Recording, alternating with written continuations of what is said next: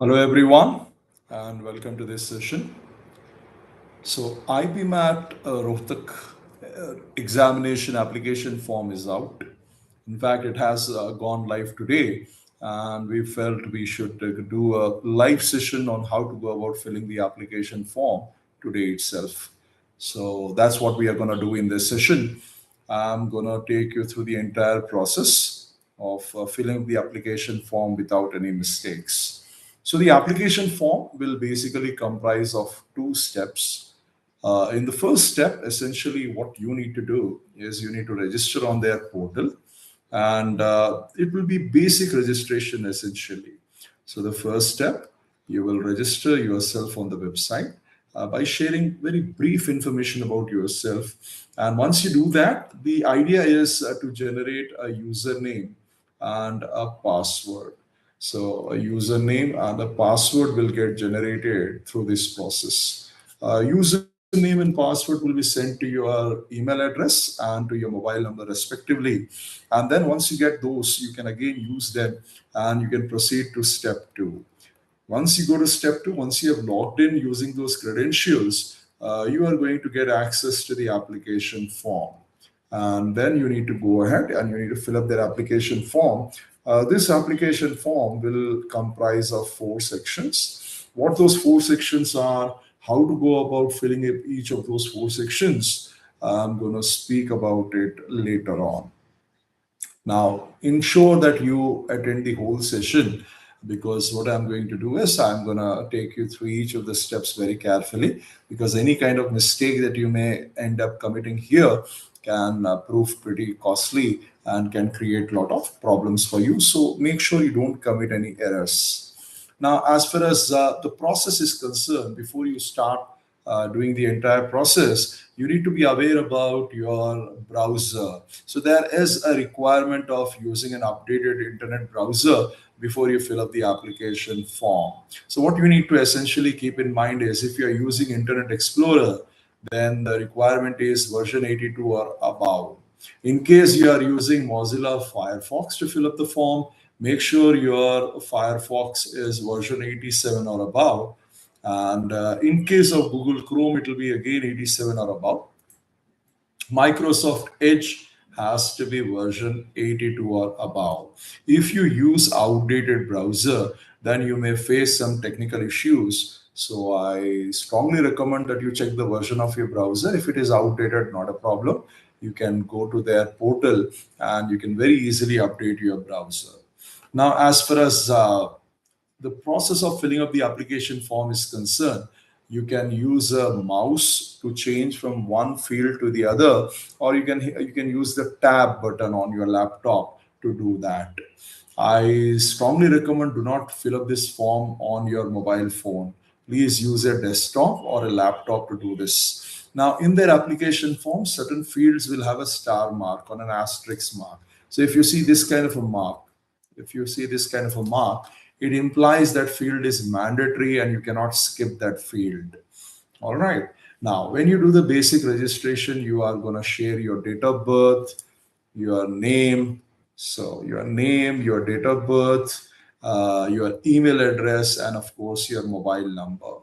These four entries you have to make very, very carefully, because these details you will not be able to edit later on in the application form. So initially, when you give this information, make sure you do it carefully without any kind of spelling or numerical mistake.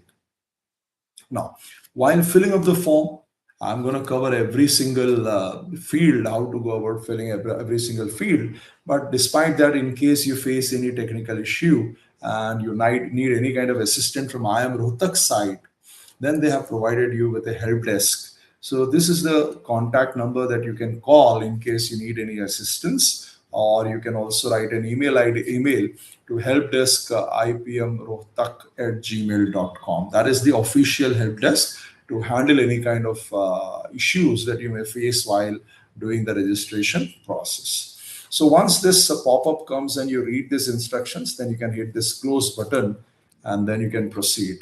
Now, once you proceed, again, another pop-up will come with a privacy notice. So what essentially it says is that they are collecting your name, they will collect your date of birth, mobile number, and email address. So they are basically going to explain to you why they are doing that. For example, the name is being collected by them so that they can verify the documents that you have uploaded. So you are going to upload your 10th class mark sheet, 12th class mark sheet, right? So they need to figure out whether these documents belong to the exam taker or not. So for that purpose, they need your name. Similarly, date of birth is to ensure that you are fulfilling the maximum age criteria that they have in place. So mobile number and email address, obviously that is meant for the communication purpose. Once you have read this pop-up message, you will hit this I agree button. That means you are essentially agreeing with IIM Rohtak that you are okay with sharing this information with them. And then you will start with the basic registration process. So the basic registration process begins with your name. Now, how should you enter your name? You can see on the screen, the first entry is about your name. So the name has to be entered in exactly the same manner in which it appears in your SSC certificate. So in your 10th standard certificate, the spelling of your name, the way it appears, exactly same manner, you should enter your name. Then you will enter your date of birth. Obviously, the date of birth has to be your official date of birth. Some of us, unfortunately, may have two separate date of births, one official, one unofficial, but it has to be the official one which you have used in all your documents. Then category. You need to select your reservation category. So whether you are general category, OBC, NC category, SC, ST, differently abled, of course, there's a separate field later on, but you need to select your category out here. Remember, all this cannot be changed afterwards, so you fill it up very carefully. Then email address has to be entered. And good thing is they are going to ask you to confirm your email address by typing it again. This is good idea because in case there is any mistake that has happened, that mistake can be corrected by doing this. Then they'll ask for your nationality. You may select Indian if you are an Indian. Then country of residence, where do you stay? So the difference here is this is your citizenship, whereas this one is about your location, where are you based out of currently. Then you will enter your mobile number. Remember, no special characters will be allowed in mobile number. And also you need to type it again. You need to confirm your mobile number again, which again is a good idea because it will ensure that there are no kind of mistakes. All right. Now, people who are likely to complete their 12th standard by June 2026, they are also eligible to apply for this exam. So remember that. So if you have completed 12th standard, you are eligible. Even if you are somebody who is likely to complete 12th standard by June 26, you are also eligible for the examination. Of course, you need to have minimum marks of 60% if you belong to general category, EWS or NCOBC. If you belong to SC, ST or differently abled, the requirement will be 55% marks. Now, once you have gone through this, then you need to generate the OTP. So you can hit this OTP button. So generate OTP, if you click on this, then essentially what will happen is you will be asked to sign the declaration. So you read this declaration saying that whatever information you have provided is true to the best of your knowledge. And then you also need to enter this CAPTCHA very, very carefully. And then hit this I agree, put a tick mark there and submit. So once you do this, then and OTP, okay, before that, this is how the CAPTCHA will come. You will again fill up this CAPTCHA. This CAPTCHA is being filled in so that you can get the OTP. So once that is done, that's when the OTP will be sent to you, and OTP will be sent on your mobile number or email address. And this kind of a pop-up message will come on your screen and you can hit OK. Once you do that, then you will be able to have this field on the screen where it says enter OTP. So make sure you check your mobile number as well as inbox. So in either of those places, you'll get the OTP. You can enter your OTP here and then you can validate your OTP. So once you have validated your OTP, then again this declaration by the candidate comes. You will enter this CAPTCHA out here. You will put a tick mark on I agree, and finally you will submit. Okay. Now OTP has been validated successfully. This kind of a message will pop up. Okay, if your OTP is correct, otherwise you'll have to re-enter it. Okay. And they will be also sending you an alert which says that the information that you are entering over here, you will not be able to modify it later on. So if you are okay with that, then you hit the OK button, and once you do that, then you can hit the submit. So finally, once you hit the submit button, then you will get a message which says that the step 1 of the process has been successfully done, and your user ID and your password has been sent to your email address and mobile number respectively. What does it mean? User ID will be sent to your email address, whereas a password will come to your mobile number. Then you can close this. And then when you come to this particular area, if you observe on the right top, you have go to application. If you click on go to application, that is when you will get access to your application form. Your application form will have 4 sections. You need to fill up each of those sections carefully. All right. Now, what are those 4 sections? Let's quickly observe that.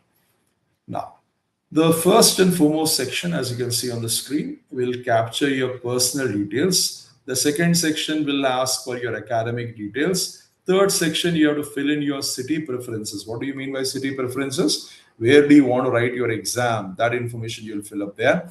And finally, you will upload your documents and make the payment of your application fee. So these are the 4 sections of your application form, so as to speak. So among the personal details, as you can see on the screen, some information will be auto generated because you have already done the basic registration. The system already has your candidate name. It has got your date of birth. It will automatically capture your nationality because you already filled it up. Now, extra information that you need to fill up out here would be your father's name and mother's name. I suggest you use the same spelling and same way as it appears in your 10th class certificate. Then you will select your gender. Then marital status has to be selected, married or unmarried. Then we will go to category. It has already selected category and nationality because you already filled it up earlier also. Similarly, mobile number and email address, that also you have already filled up. But now they are going to ask for alternate mobile number. What is meaning of alternate mobile number? One more mobile number. So here you can enter your parents' mobile number, but just tell them that you are using their number for this purpose. Similarly, alternate email address is also compulsory. Alternate email address again could be an email address of one of your parents. So that in case there is any kind of communication, you will have easy access to it. Then they will ask you, are you physically handicapped?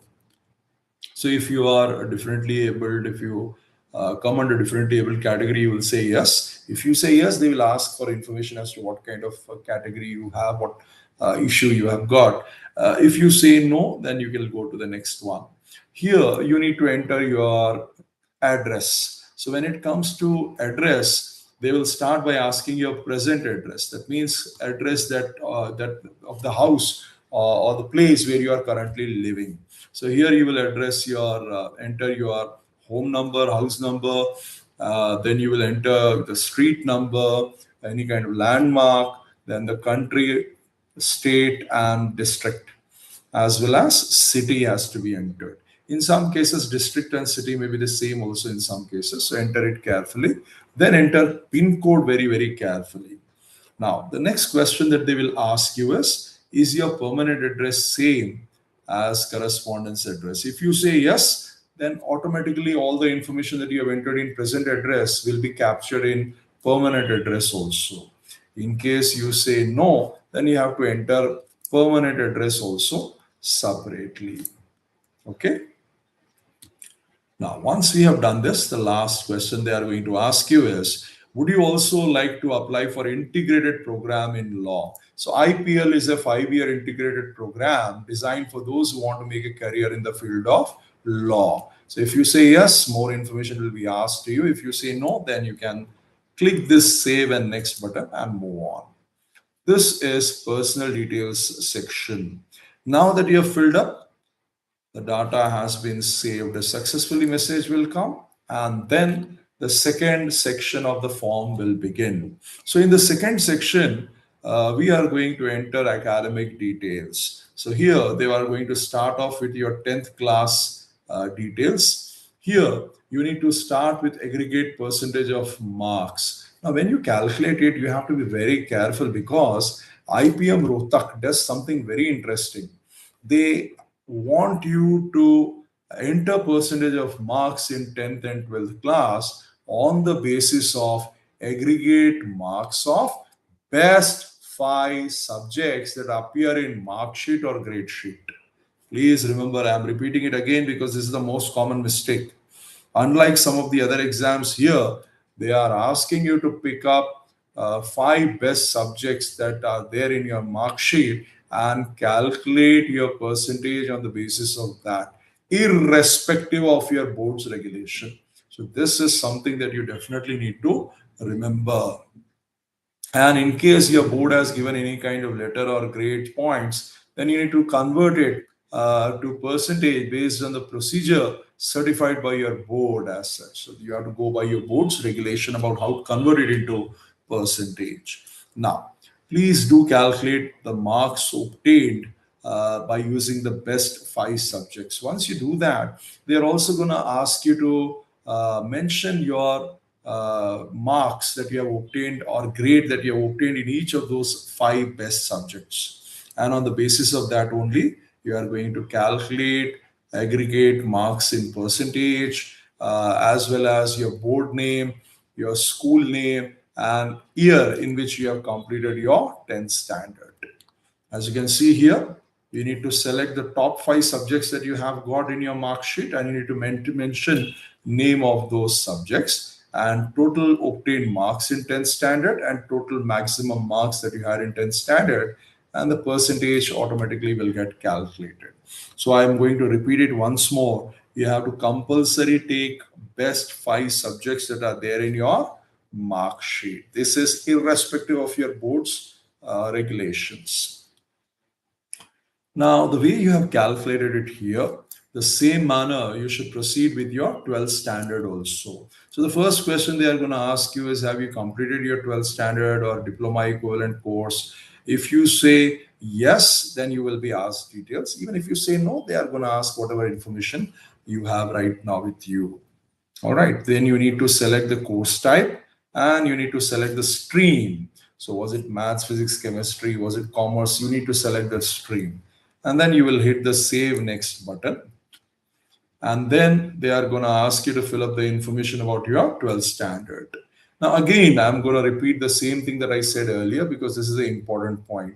Here also, while filling up 12th class percentage, they are asking you to calculate it on the basis of aggregate marks of best 5 subjects that appear in your mark sheet or grade sheet, irrespective of your board's regulations. So this is something very important that you need to understand. All right. And if at all your board has given you a letter or a grade point instead of marks, then you will convert it into percentage of marks following your board's regulations. Okay. Then you will calculate your aggregate marks in terms of percentage up to 2 decimal points. You will enter name of your board. You are going to enter your college name and the month and year when the program started and when it is ended, or when did it end, or when it is likely to end. That you are going to enter over there. Now again, over here also, as you can observe, they are going to ask you to share your marks in top 5 subjects, best 5 subjects. And here you will write marks obtained or grade. Here you will write total marks that you have secured and what were the maximum marks and what is your percentage of marks. So here again, I'm repeating it once again because this is something that is different when compared to some of the other applications that you will fill up. Here you have to go with the top 5 subjects, irrespective of your board norms. Then you will hit the save and next button.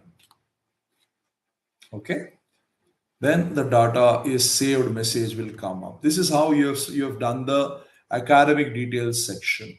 Now you move on to the third section of the application form, where IIM Rohtak people will ask you to choose the city of your preference to write the examination. So they are asking for three preferences. So first preferred city. See, first preferred city should be the most convenient place for you. So if you are living in a major city or a tier 1 city, pretty much sure it will be one of the venues. But in case you stay in a smaller tier 2, tier 3 location, or in case you stay in a village, then choose a city or a location which is very close to you from the drop down list. Okay. So the most preferred one will be selected here. Then the second preference, again, fill it up very carefully. When will you get second preferred city? They will try to allocate the first preferred city for viewers. But again, remember, there are limited places, limited people can be accommodated. So in case they are filled up all the systems that they had, then the second preferred city may be allocated to you. If that is also filled up, then finally they will go for third preferred city. So my sincere advice to you is fill up first preference, second preference, as well as third preference carefully, because you never know if you get allocated second or third preference. Then you will hit the save and next button, and that is where the last section will begin. So in the last section, two aspects are there to the last section. One is to upload the documents, and second, to make the payment. What documents you need to upload? To start with, you need to upload a scanned copy of passport size photograph. I strongly recommend you please scan your photograph using a proper scanner. Do not use a mobile phone application. You go to an internet cafe, or nowadays even printout shops, Xerox shops, they are carrying scanners. So take your passport size photo and let them scan it for you. Your photograph preferably should have a white background or off-white background, right? It should be a recent photograph. Prefer uploading a photograph which you took in the last 6 months and not beyond that. Okay, and a colored photograph, of course. Then once you have uploaded this, then go for your scanned copy of signature. What do I mean by scanned copy of signature? You can take a white paper and put your signature on it, and then you can scan it using the scanner. And you need to click here to upload that. Then you also need to upload a scanned copy of your 10th class mark sheet. Remember, it should be self-attested. That means you need to put your signature on it. And then you take a scanned copy of it. You can take a copy of it, then a self-attested copy, and then scan it, because you don't want to ruin your original marks memo, right? Do the same thing for your 12th class mark sheet also. Self-attested scanned copy has to be uploaded. Okay, so this is how it will look. You will hit this browse to upload, and then you can select your file and it will get uploaded.